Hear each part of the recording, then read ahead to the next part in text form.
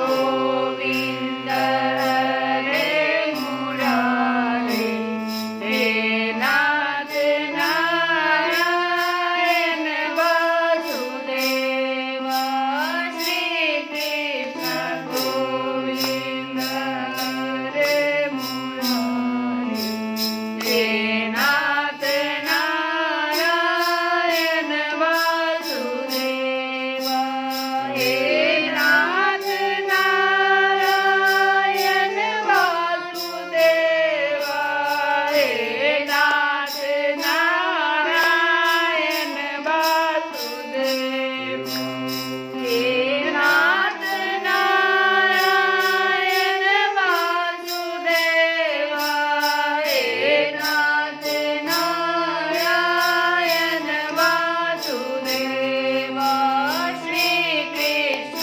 गोविन्द हरे मुरारे हे नाथ नारायण वासुदेव हरे राम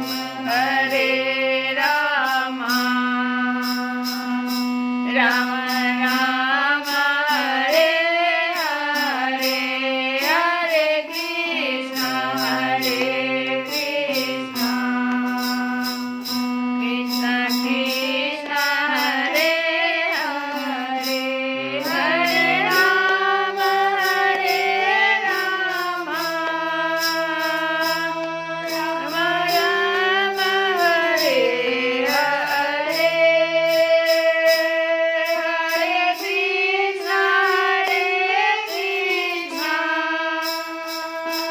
कृष्ण कृष्ण हरे हरे हरे राम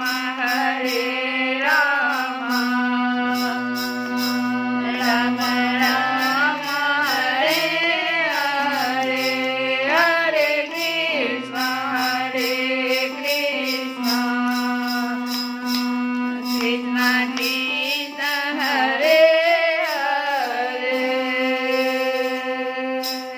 जय श्री कृष्ण अज्ञानतिमिरान्धस्य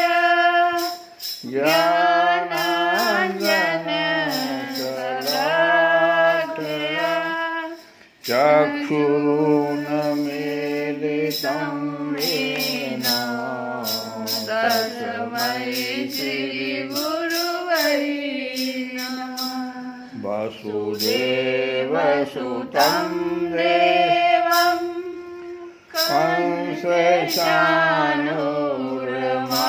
कंसचाणूरमर्दनं देवकी परमानन्दं कृष्णं वन्दे जगद्गुरुं रुक्मिणी केलिसंयुक्तं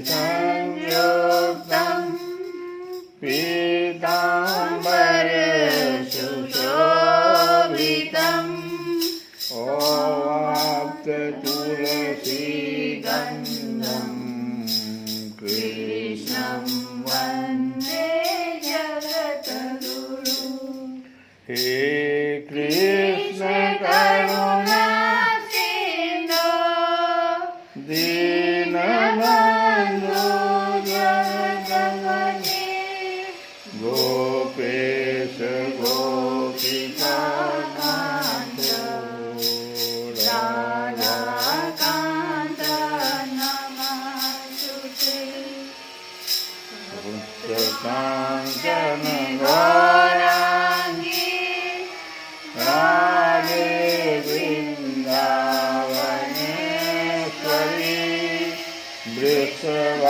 वृषभानुसुते देवी प्रणमामि हरिप्रियम् श्रीकृष्णाय वासुदेवाय हरये परमात्मने प्रणत क्लेशनाशाय गोविन्दाय नमो नमः। लोकल की कथा में सुन रहे थे कि विदुर जी को मांडव्य ऋषि का जो श्राप पड़ा था धर्मराज को कि 100 वर्ष तक के लिए तुम शूद्र बन जाओगे। तो विदुर जी तो साक्षात धर्मराज थे, वही आए थे 100 वर्ष के लिए।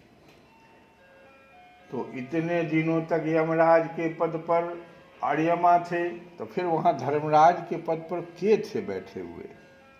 तो इतने दिनों के लिए यमराज के पद पर आर्यमा थे और वही पापियों को उचित दंड देते थे। राज्य प्राप्त हो जाने पर अपने लोकपालों सरीखे भाइयों के साथ राजा युधिष्ठिर वंशधर परीक्षित को देखकर अपनी अतुल संपत्ति से आनंदित रहने लगे। इस प्रकार पांडव गृहस्थ के काम धंधों में रम गए और उन्हीं के पीछे एक प्रकार से यह बात भूल गए कि अनजान में ही हमारा जीवन मृत्यु की ओर जा रहा है। जब सुख आता है तो आदमी भूल जाता है कि समय कैसे बीत रहा है। समय बीतता नहीं है, मृत्यु के निकट चला जाता है। यही यहाँ कहा जा रहा है कि इस प्रकार पांडव गृहस्थ के काम धंधों में रम गए और उन्हीं के पीछे एक प्रकार से यह बात भूल गए कि अनजान में ही हमारा जीवन मृत्यु की ओर जा रहा है। अब देखते देखते उनके सामने वह समय आ पहुंचा जिसे कोई टाल नहीं सकता। परंतु विदुर जी ने काल की गति जानकर अपने बड़े भाई धृतराष्ट्र से कहा कि महाराज देखिए, अब बड़ा भयंकर समय आ गया है, झटपट यहाँ से निकल चलिए। हम सब लोगों के सिर पर वह सर्व समर्थ काल मर्राने लगा है, जिसके टालने का कहीं भी कोई उपाय नहीं। काल के वशीभूत होकर जीव का अपने प्रियतम प्राणों से भी बात की बात में वियोग हो जाता है। जब काल किसी को वशीभूत कर लेता है तो उस जीव का जो सबसे प्रियतम है, सबसे प्रियतम उसका प्राण होता है जो निकल जाता है। तो उस प्राण भी, प्रियतम प्राण से भी बात की बात में वियोग हो जाता है। फिर धन, जन आदि दूसरी वस्तुओं की तो बात ही क्या है। जब सबसे प्रियतम वस्तु से वियोग हो जाए तो फिर इन सब चीजों की क्या। आपके चाचा, ताऊ, भाई, सगे संबंधी और पुत्र सभी मारे गए। आपकी उम्र भी ढल चुकी, शरीर बुढ़ापे का शिकार हो गया। आप पराए घर में पड़े हुए हैं। देखो विदुर जी समझा रहे हैं धृतराष्ट्र को कि आपके सभी लोग मर चुके, सगे संबंधी, पुत्र, ताऊ, भाई, सब, चाचा, आपकी उम्र भी ढल चुकी, शरीर बुढ़ापे का शिकार हो गया, आप पराए घर में पड़े हुए हैं। ओह, इस प्राणी को जीवित रहने की कितनी प्रबल इच्छा होती है। यहाँ पर विदुर जी ने ओह शब्द लगाया, ओह, कि प्राणी को जीवित रहने की इतना सब कुछ लुट जाता है, इसके बावजूद भी कहता है कि हम जीवित रहेंगे। ये बात का संकेत है। ओह, इस प्राणी को जीवित रहने की कितनी प्रबल इच्छा होती है। इसी के कारण तो आप भीम का दिया हुआ टुकड़ा खाकर कुत्ते का सा जीवन बिता रहे हैं। देखो विदुर जी का शब्द एक बहुत प्रबल शब्द का प्रयोग कर दिया, कुत्ते का सा जीवन बिता रहे हैं। जिनको आपने आग में जलाने की चेष्टा की, विष देकर मार डालना चाहा, भरी सभा में जिनकी विवाहिता पत्नी को अपमानित किया, जिनकी भूमि और धन छीन लिए, उन्हीं के अन्न से पले हुए प्राणों को रखने में क्या गौरव है। मृत्यु के समय में ये सारी बातें एकदम स्पष्ट रूप में आदमी के सामने पर्दे पर चलता है कि हम क्या क्या गलती किए हैं। वही धर्मात्मा विदुर बता भी रहे हैं आपके अज्ञान की हद हो गई, आपके अज्ञान की हद हो गई कि अब भी आप जीना चाहते हैं।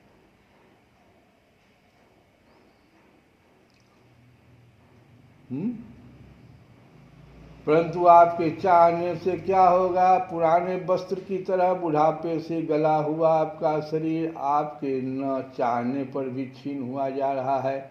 अब इस शरीर से आपका कोई स्वार्थ सधने वाला नहीं है, इसीलिए फंसिए मत, इसकी ममता का बंधन काट डालिए। विदुर जी का यह उपदेश जो धृतराष्ट्र को सबके लिए है, हम सबों के लिए है। आप फंसिए मत, आपके चाहने पर भी यह शरीर छीन हुआ जा रहा है। अब इस शरीर से आपका कोई स्वार्थ सधने वाला नहीं है, इसकी ममता का बंधन काट डालिए। जो संसार के संबंधियों से अलग रहकर उनके अनजान में अपने शरीर का त्याग करता है, जो संसार के संबंधियों से अलग रहकर उनके अनजान में अपने शरीर का त्याग करता है, वही धीर कहा गया है। कि नहीं जो सब संबंधी को बुला करके अपना प्राण त्यागो, नहीं, वही धीर कहलाता है। चाहे अपनी समझ से हो या दूसरे के समझाने से, जो इस संसार को दुख रूप समझकर इससे विरक्त हो जाता है और अपने अंतःकरण को वश में करके हृदय में भगवान को धारण कर संन्यास के लिए घर से निकल पड़ता है, वही उत्तम मनुष्य है। इसके आगे जो समय आने वाला है वह प्रायः मनुष्यों के गुणों को घटाने वाला होगा, अपने कलयुग आ जाएगा। इसीलिए आप अपने कुटुंबियों से छिपकर उत्तराखंड में चले जाइए। कहते हैं विदुर जी कि भगवान हृदय में भगवान को धारण करके संन्यास लीजिए और घर से निकल पड़िए। तो कैसे? जैसे तजो पिता प्रहलाद विभीषण, तजो पिता प्रहलाद विभीषण बंधु, विभीषण किसको तजा? बंधु अभरत महतारी, अब बलि गुरु तजो, बलि ने गुरु को तज दिया। जब भगवान आए तो बलि ने गुरु की बात नहीं मानी, तो बलि गुरु तजो अकंत ब्रज वाणी तानी, वृंदावन के जितनी भी वो थी गोपियाँ, वो अपने कंत को, पति को त्याग दिया भगवान के लिए। कंत ब्रज वाणी तानी, अब भय, सबको जब त्यागा तो हुआ क्या? भय मुद मंगलकारी के प्रिय न राम देहि जाके, प्रिय न राम देहि जाके, प्रिय न राम देहि, तजिए ताहि कोटि बैरी समझद्यपि परम स्नेही जाके, प्रिय न राम देहि जाके, प्रिय न राम देहि जाके, प्रिय न राम देहि। इस प्रकार से धृतराष्ट्र को विदुर जी ने जब समझाया, तो जब छोटे भाई विदुर ने अंधे राजा धृतराष्ट्र को इस प्रकार समझाया, तब उनकी प्रज्ञा के नेत्र खुल गए और वे भाई बंधुओं के सुदृढ़ स्नेह पासों को काटकर अपने छोटे भाई विदुर के दिखलाए हुए मार्ग से निकल पड़े। जब परम पतिव्रता सुबल नंदनी गांधारी ने देखा, सुबल नंदनी न पत्नी जो थी न, सुबल नंदिनी थी, तो सुबल नंदिनी गांधारी ने देखा कि मेरे पतिदेव तो उस हिमालय की यात्रा कर रहे हैं जो सन्यासियों को वैसा ही सुख देता है जैसा वीर पुरुषों को लड़ाई के मैदान में अपने शत्रु के द्वारा किए हुए न्यायोचित प्रहार से होता है। तो वे भी उनके पीछे पीछे चल पड़ी। पत्नी से भी नहीं कहा उन्होंने, वो आगे चले गए। पत्नी तो देख ही की, वो चले गए तो भी पीछे पीछे वो भी हो गई।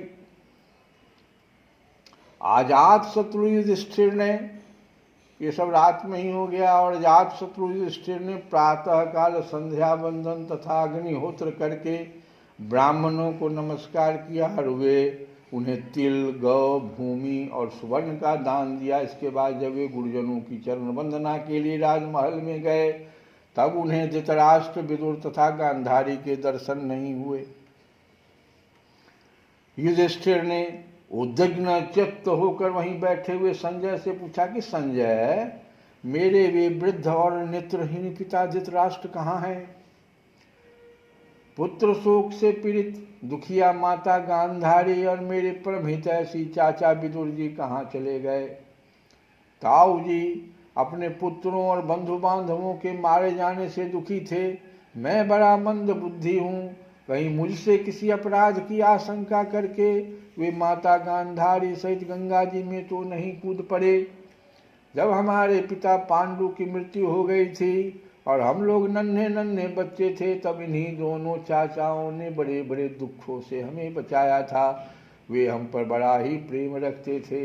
हाय, वे यहाँ से कहाँ चले गए? श्री कृष्ण गोविंद हरे मुरारी, हे नाथ